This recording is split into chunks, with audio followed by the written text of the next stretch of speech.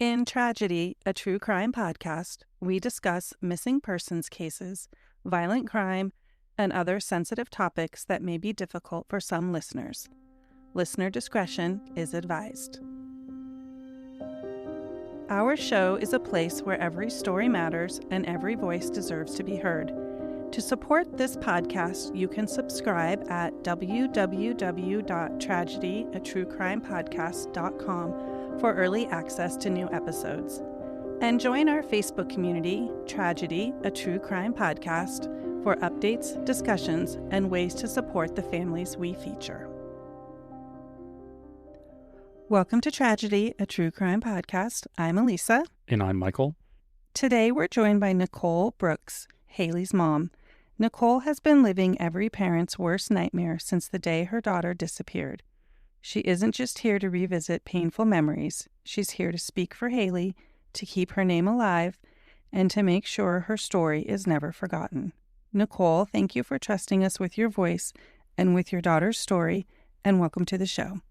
Thank you, Elisa. Thank you for having me. We appreciate the coverage that you guys are providing for Hailey and her story. We're very appreciative. Yes, we love partnering with you, and we hope what we're doing helps. All right, so before we get into it, we want to have our kind of ice-breaking questions game. Mm-hmm. And so, Elisa, you want to kick us off? Okay, Nicole, first question. Haunted houses, yes or no? No. I used to be a no. However, my daughter's birthday is around Halloween, and so one of the things we started doing was going to haunted houses, and I reluctantly went.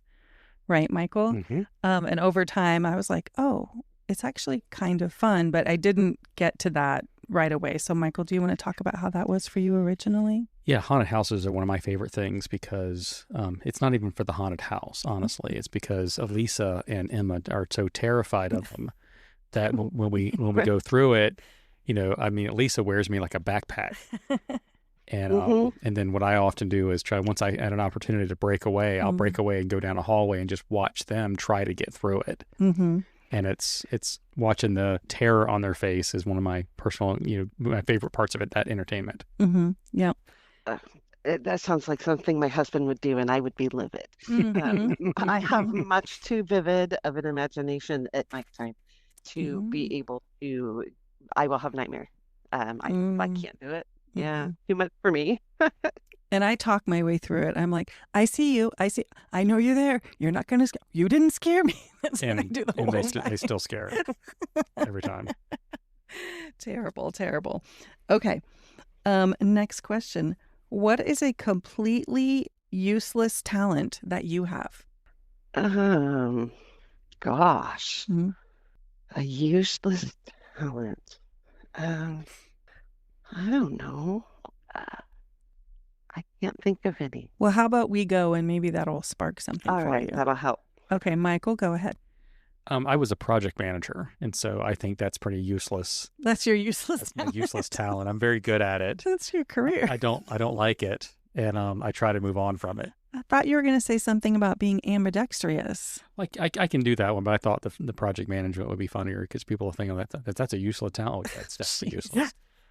But I will say it is pretty cool because Michael does some things left-handed and some things right-handed. So, for example, he's very much into fishing and fly fishing. And one of the reasons we went to the Pacific Northwest several years ago.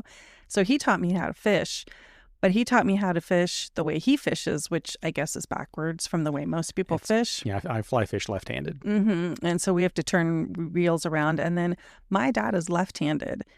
And he taught me how to tie my shoes. And I didn't realize until much later in life, someone was like, you're tying your shoes backwards. But it's because a left-handed person taught me to tie my shoes, which is backwards, I guess. Right? So. No, that. Yeah, exactly. That's right. Not right, left. So for me, it's really dumb and it's weird and it's useless, but I can flip my tongue around both ways. And I can also whistle really loudly with like 4 fingers. So it's super dumb and no one cares. Oh, there you go. She's got that useless talent too. There you go. Yeah. Okay. So did that spark a memory for you? Sure. I can't whistle blowing out. I can only whistle sucking in. There we go. Wait, I can't. I got nothing. Oh, That's actually not bad at all. very good. She's put together backwards. Michael. That was installed wrong, is what that is. That I'm going to practice that. The next time we go on a long ride, I'm going to make sure I can do that. But see, there we go. This is how we learn about people. Okay. Last question. What did you want to be when you were little? A lawyer. So good. I always wanted to go to law school, and I just didn't come from a family that could afford it. So my second best option was my love of math, so I became an accountant. Two very detailed things, That's right? That follow us very well. I think accountants follow a structure. I'm not Yeah, structured. yeah, I think it's called math.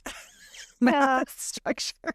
yeah. Everything has to balance, right? Everything needs to reconcile. So where you put one number on on the expense side, then you take it out of the asset side or the liability side, or everything in the end balances.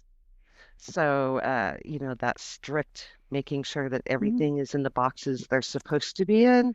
So, it's really good at categorization. Don't expect me to do math in my head. We have calculators for that. But, as far as accounting for your finances, I'm great as long as they're not my own. So, Michael, I have a question for you. Would you like to have Nicole or me as your accountant? I definitely think it'd be Nicole.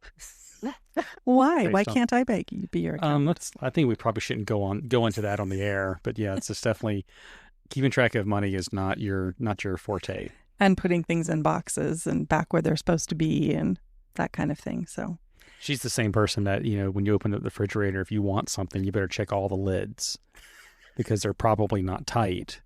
And so if you pick them up, you're going to spill them everywhere because evidently tightening the lid is a challenge. Right. And mine are nicely packed with each food in its own container because I don't like my food to touch, and all nicely organized in the refrigerator so that you can find it. Wow. Yeah, and don't waste it. No. I'm coming over to your not house. waste food around here. Wow. Yeah, that is not me at all. Michael, how about you? What did you want to be? With me, I was always into zoology. And so even as a kid, I would go around and catch bugs and frogs and all kinds of stuff. And then even started that in high school and college. And then somehow got into computers and left zoology behind. So sometimes I regret that decision. And didn't you bring all kinds of weird critters into your grandma's house? And didn't a bug fly into her juice or something? Yeah, there was a giant water beetle that I had in one of my tanks. And, I didn't know it could fly. I hadn't studied it well enough. And so it actually flew out and then ended up somehow in her coffee cup that she would leave out every morning. And then, of course, I heard this blood-curdling scream come from the kitchen. And I'm like, oh, I now know where the bug is. And so it's sure enough, it was in her coffee cup.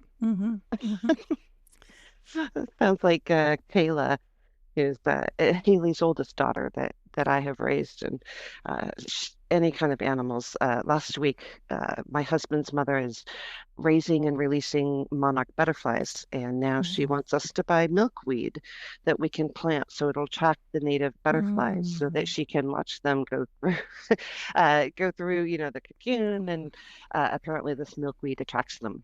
So if there's anything to know about animals, I love her. She's the kid to tell you. She looks up everything before she even talks about it, so she knows her facts. And then she schools my husband and I all the time. That's awesome. That's amazing. Mine isn't as cool as that. I wanted to be a stewardess. Because I still do love flying. I like the whole thing about getting your backpack out and packing your clothes, and I like going to I like it all.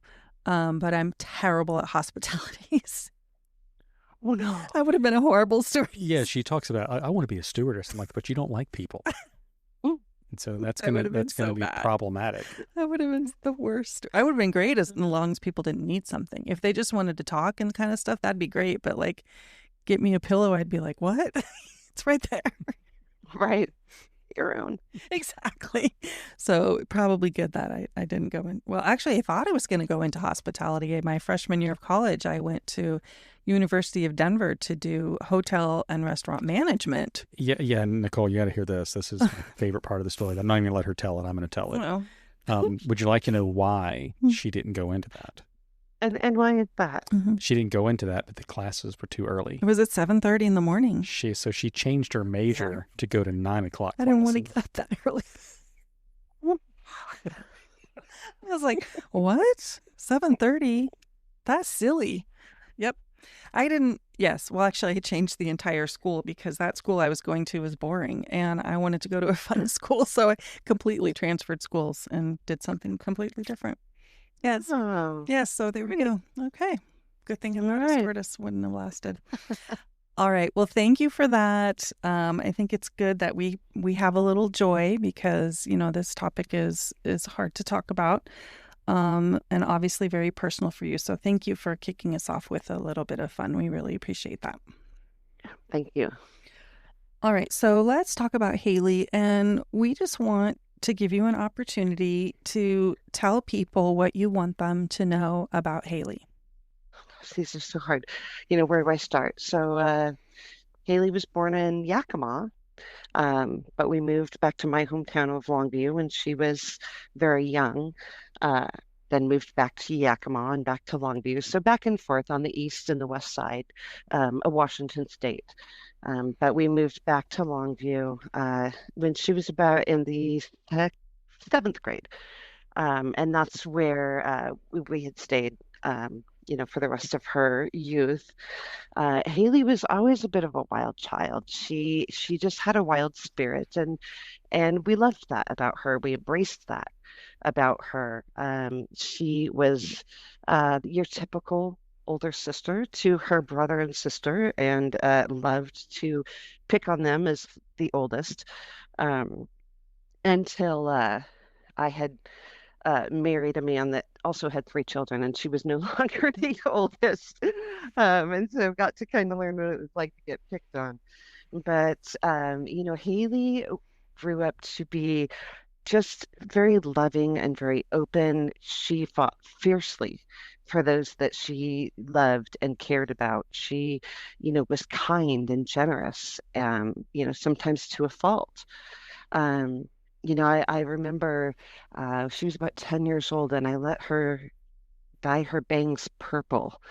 And, some of my other friends, her friends as moms were like, "No, I can't believe you let her dye her hair." And I said, if that is the worst thing my kid does, I've done a damn good job. Mm-hmm. Yep. I am not going to worry about colored hair.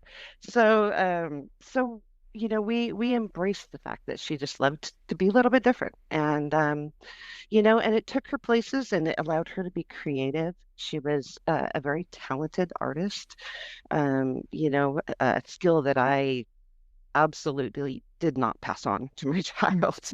I'm not sure where she got it, but we still, we have her art here at home that we keep that reminds us of her every day.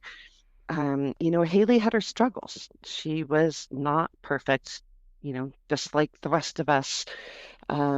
She had some mental health struggles.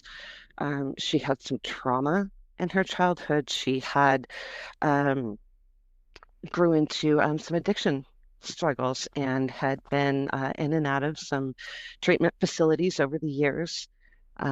We worked really, really hard to address some of those issues, but it seemed like once we got a grasp on one, then, another issue would come up and it would undermine the progress made in the first. And she really, really battled with that.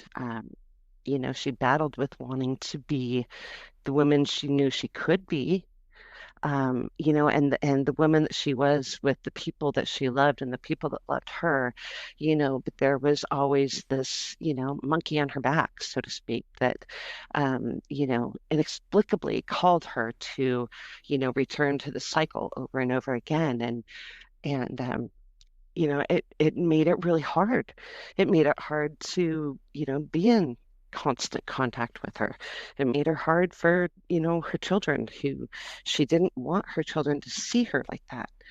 And so it did cause some divide, but it just, it broke our hearts, and we were just constantly searching for ways that we could reach her and support her. And that's where her friends came in. Friends like Shasta, who could understand some of the things that she'd been through that I had not. And she found solace in those friends, and she found a foundation that she knew, that if she didn't feel like she could come home, she had a place, that was home to her, with her friends that carried her through those times that were especially difficult. Um, so if you knew Hailey, you knew that, it was all in, Mm-hmm. all the I love time. that. Yeah, and listening to your story, it reminds me of my cousin who had similar struggles in her life, and I just remember watching my aunt and uncle just desperately try to help, and got her graduated from high school, and that was a wonderful celebration. And then, she kind of came off the map for a little while, and then she returned, and Yeah, all this, obviously that's your child, and you're going to do everything you can possibly do. And I just remember watching just how hard it was. And then there were these really high highs and celebrations, and then these really deep lows, yeah. um, for quite a period of her life. So thank you for sharing that so transparently. So can you talk a little bit about sort of your recollections about what was going on in Hailey's life, like in the days and the months, leading up to when she went missing? Yeah. Excuse me. So, she had been with a man that she had a child with, and continued.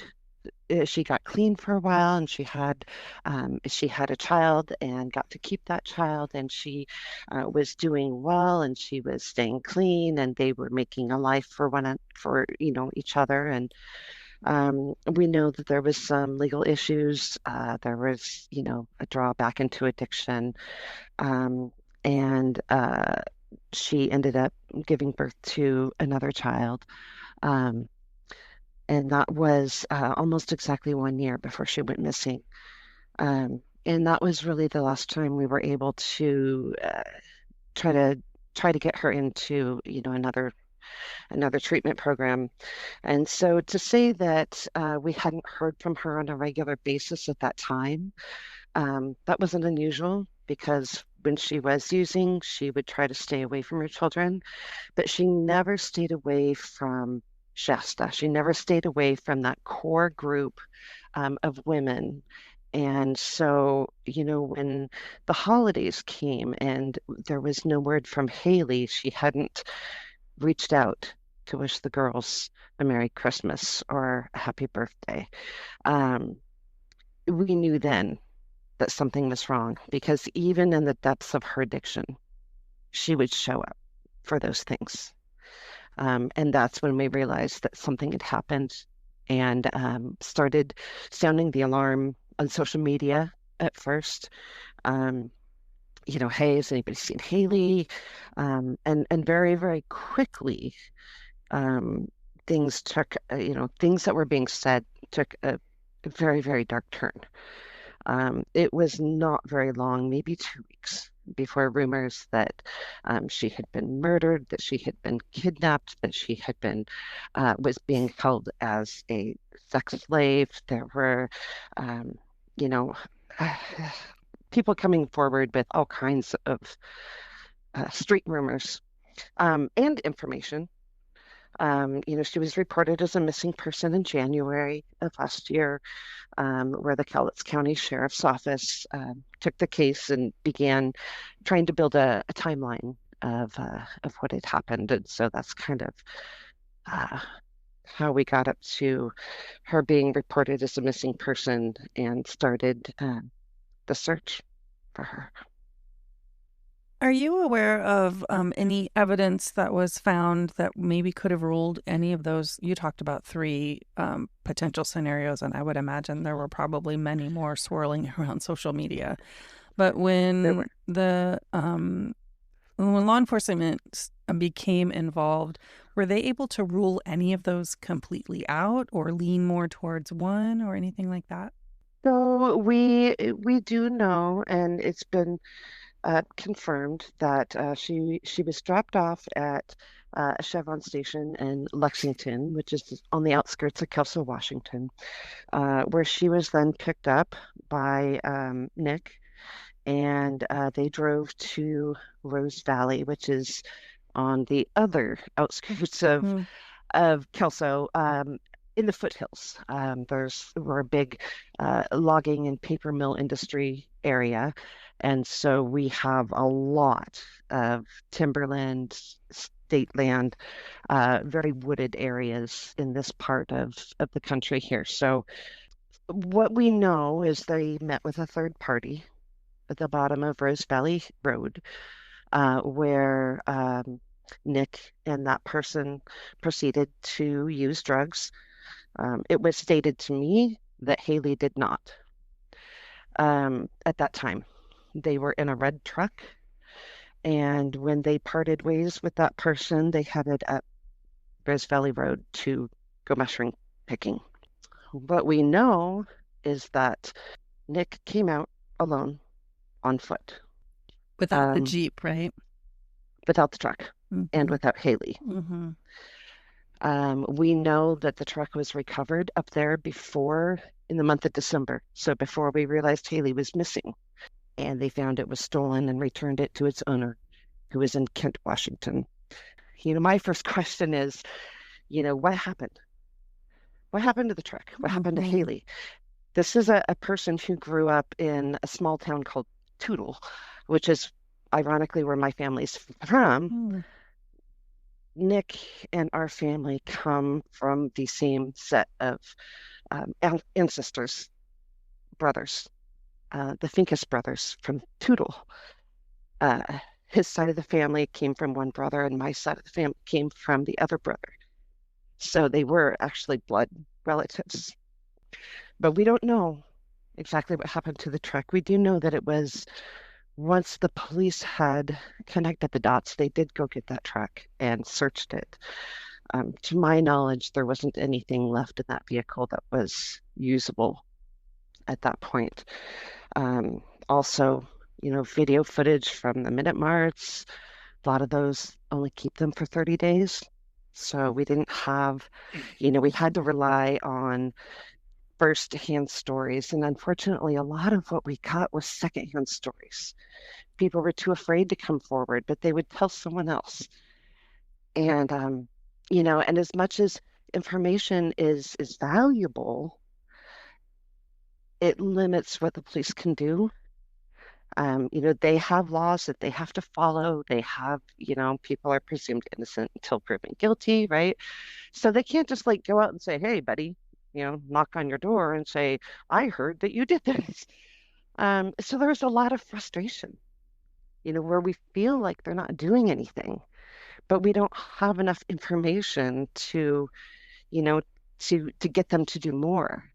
Um, we know that Nick has admitted to, according to his words, he lost her out in the woods. He turned his back or she wandered off, which is odd because he was known for being a woodsman. He knew his way around those woods from Rose Valley to Winlock, miles, acres, all the back roads, logging roads. And he was familiar with all that, which is not unusual for boys born and raised out in the country in those hills. And so I don't buy it. I don't buy it for a second. Well, one That he question I lost have, I want to go back to the truck for a second. Was there any explanation on why the vehicle was left behind? Not that I'm aware of, no. So he came out on foot, and then he just said, "Oh, yeah, I know where the vehicle is. It's in there," and I just left it. Like, what was his? He had no reason at all. No, he had somebody else come pick him up. When he came out on foot, he called another person, a woman, who came and picked him up from Rose Valley. He was on foot and without Hailey. Whether or not that woman knew that he'd gone in there with Hailey or in a vehicle, I don't know, to be honest. I don't know what she knew other than he asked her to pick him up at the bottom of the hill. So, um, Which is interesting yeah, because I didn't realize this until this interview that he didn't just become separated from Hailey, he became separated from the vehicle as well. correct, And then he had no real, as far as we know, have no real explanation for that. That seems strange. correct. And I don't have an answer for that, unfortunately. I wish I did. It's entirely possible that, she was lured out there and there was somebody already out there. It's entirely possible that he did something to her. It's entirely possible that, again, rumors are it's not the first time he's left a woman in the woods. We had 3 women come forward who also said that he had taken them out to the woods and left them. So, based on that, I can only come to my own conclusion. Understood. I heard you say that a lot of the information you're getting is secondhand because people are reporting that they are afraid. Do you have an idea of what they're afraid of? You know, I yes and no. I mean, some of the things I can't tell you how brutal some of the rumors were, things that people were saying had happened. I can't tell you how dark that world is. I haven't been a part of that. The drug use and the trafficking and all of that stuff that we hear about, right? We hear about it on the news or we hear about it here and there, but I don't know how many of us really have understood what that looks like. And I'm one of those people. I don't understand how people can treat other people that way. It's just not in me to take somebody and leave them in the woods or to be cruel to someone or it, it just blows my mind. Like, how can somebody do that? There aren't words. I don't know what to say. Yeah. There aren't. Like, who does that? Yeah, I can hear, and I remember when we were talking to Shasta, and I think it was Ashley, this gap between potentially when Hailey actually went missing and when you guys were able to come to that realization and file that missing persons report. And I want to go back to this truck for a minute. And Yeah. so the truck was obviously located before you all. I mean, I think the red flags were kind of starting to come up at that time. But do you know did someone just randomly find the truck, or do you know how it was recovered? Not specifically. I know that things started getting shared on social media about a red truck looking something like this. I don't remember, it was pickup to my recollection. Um, and then I received a message from the sheriff that had said, "Hey, we recovered this truck. When I was able to connect the dots, that Nick was the one driving that truck, and we've searched the truck and we didn't find anything. That is all the information I've been provided." But you knew that there was a truck because that's not that was the one that was seen on camera at the Chevron station. So there was a truck, but they put the pieces together and then contacted Correct. you. Okay. Well, they contacted us after it started coming out on social media. So let me make it clear. The Sheriff's Department has not been forthcoming with information. They don't provide updates. Oftentimes when we ask, it's not that. Oh, we've already looked at that. And quite frankly, because they aren't sharing, I don't know how much they've done or not done. I don't know if they're telling me the truth. I don't know if they're just not doing anything because of her circumstances. Um, I don't know. I don't have a whole lot of faith that much is being done to really investigate this other than, well, she's a missing person. If she shows up, At one point, the detective told me hopefully she'll show up in a hotel in Portland somewhere. And I just thought, Uh, are you serious? Like, and yeah. that's the positive silver lining that could happen in this. Like, really? Yeah. Um, and that's hard to hear Mm-hmm. about your child. Mm-hmm. It's something that I can speak about one of our moms whose son has been missing for about 14 months. And what you are saying are almost her exact same words. I don't know what's going on. No one's contacting me. I don't know what they're doing. I feel like maybe they're not paying attention because he had some substance abuse issues. It's getting very, I think at one point as we continue this journey, I was kind of confused when those things happen. And then I was real sad that families weren't getting what I think they should have. And now I'm just angry. The more this keeps happening, the more angry I'm getting. Um, I don't understand. I don't get the actively withholding information from people, from family members, specifically moms, specifically in our other story. And so one of the things that we always do is reach out to law enforcement. We request as much information as we can, and we send a lot of emails and make a lot of phone calls. And in our case here in Wakulla County with this man, Ian, that has been missing for almost a year and a half now, we've actually been able to meet in person with the lead investigator on his case. Now, it took us several months to get to that point, but one of the things that we feel is really important is inserting ourselves into that push to get information from law enforcement. Yeah, one thing that we always encourage, and we're going to encourage you now, is there's no limit on the pressure that you need to put on law enforcement to get what you need. All the cases that we've been involved in, it's taken an immense amount of pressure for them to even return a phone call. Highly, highly frustrating. But we have also several of the, subject matter experts that we've had on the show that were, that involved in various, organizations like the FBI and things like that. They've indicated to us that that's how it's done, that you have to become the buzzing fly that just will not go away. And whenever you do that, they'll ignore you for a while, and you right about the time you're going to give up is when they start talking. And so I'm just going to encourage you to do that.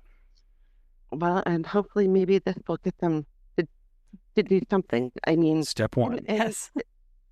Keep in mind, I have to say that we do have some people here in this area that think that they are detectives or PIs and would call daily with wild goose chases,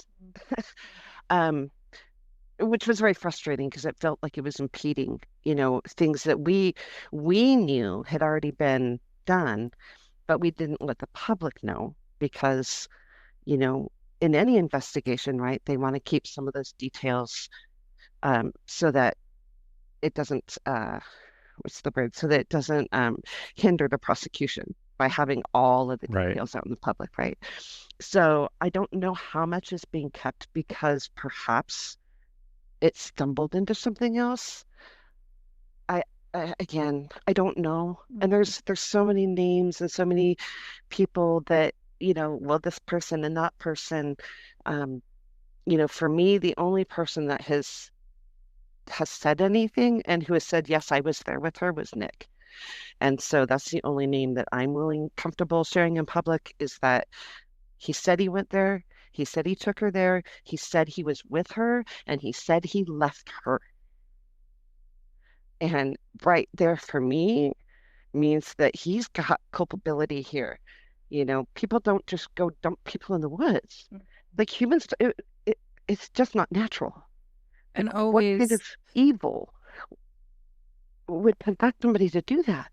It's always either, I should say, and the person closest to someone who's missing, like their spouse or whatever, or the last person to see them, who law enforcement needs to really do their due diligence to make sure that they can exclude them as a possible suspect. What do you think from the limited information that we have? I mean, I feel like he should have at least been named as a person of interest, or like what's missing? What do you think is I mean, obviously sometimes we have these situations where law enforcement won't do anything until they find the person we're looking for. Right. But I mean, Well, we don't know yeah, that she's dead or alive. right. We don't have a body. We don't have a crime scene. Mm, We have hundreds of thousands of acres of mhm, timberland that cannot physically be searched. They have searched with canines some specific, I believe, 3 or 4 specific places, one being the place that Nick says he left her. And there was no sign whatsoever that she was ever there. Um, so, again, I'm sure he was misdirecting as to where they went or didn't go. mhm. Um, but there's no way to tell. He could have gone all the way up through the Weyerhaeuser gates, um, all the way miles, 30, 40, 50 miles up the freeway on those logging roads up there. Can you talk about the nature of their relationship? Did she know him? Were they new to each other? Um, well, as far as I don't know that they were in a mutually exclusive relationship. From what I understand, there was some bickering with other girls over over Nick. I think that it was more of an advantageous relationship for the both of them that most likely involved being physical, but I can't tell you that with any certainty. But from what I understand, they were dating, and she bickered with some of her friends that she'd known for quite some time about, I guess one of the other girls had dated him too, kind of a thing. And so a lot of rumors swirled around her and this other girl that she had known since her teenage years. And a lot of accusations were made against the other girl, who, ironically, about the same time, disappeared and was later found in Arizona. So, and there were rumors associated with that as well. But again, I don't have any evidence to back up anything that has been alleged. Mm-hmm. And that girl won't speak to me, and she won't speak to Shasta. And that tells me that she has something to hide. Talk to us about the community support that's happened to try to keep, this story in the forefront and support you all. So, to be honest with you, I didn't think we would get any. Um, you know, when we realized that something was really amiss, I told Shasta, I said, we're not rich, and she has a history of addiction. Nobody's going to cover this story. Nobody's going to keep her name out there. I said, we're going to be on our own. And that has not been entirely true.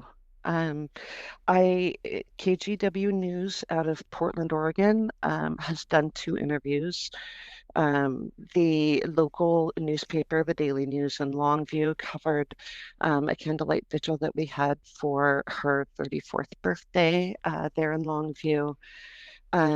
We have several social media groups and pages that are constantly sharing our posts, continuing to share her story, to say her name, to show her picture.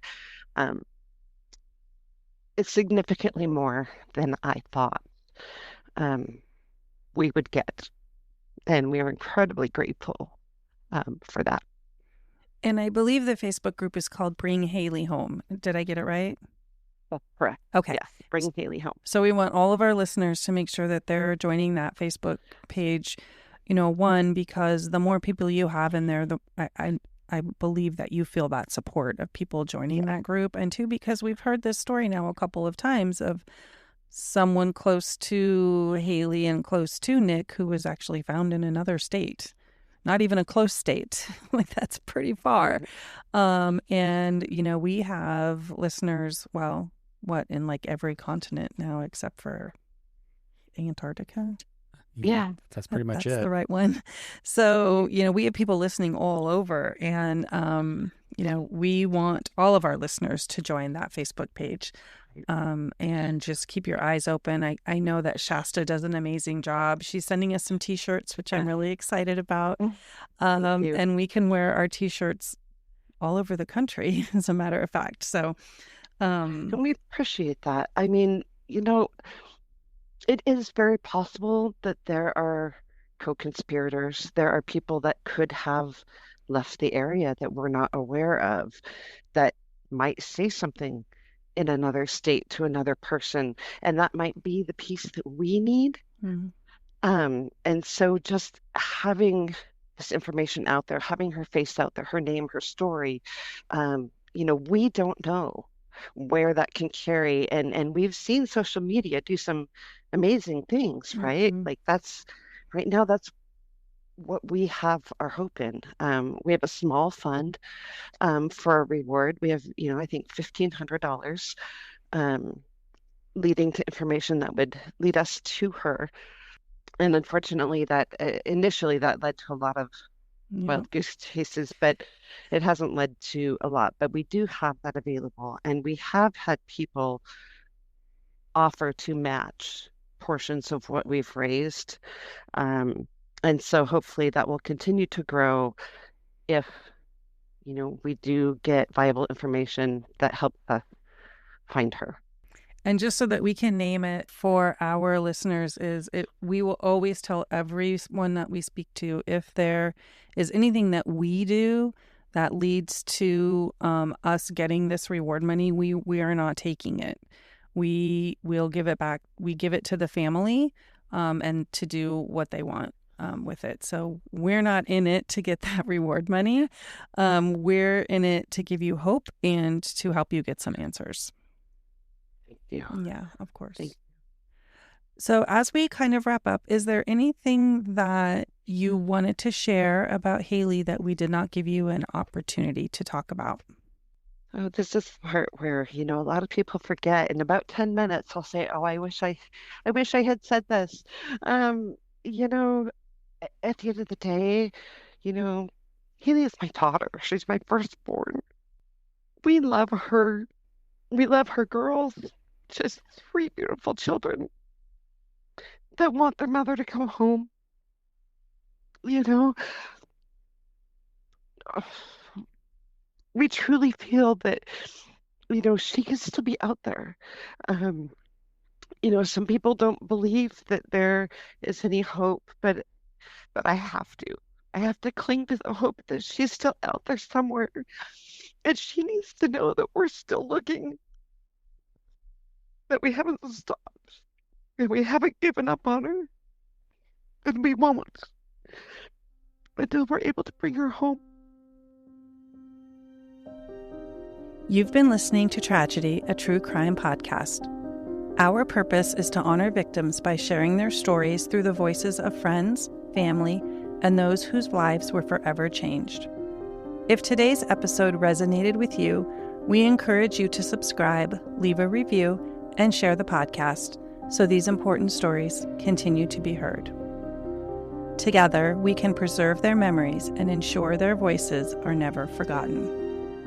If you have ideas for cases we should cover or questions about what you heard, you can connect with us through our Facebook group, Tragedy, a True Crime Podcast, on X @Tragedy Podcast, by email at tragedyaTrueCrimePodcast@gmail.com, or by visiting our website, www.tragedyaTrueCrimePodcast.com. Thank you for listening, and we hope you'll join us next time.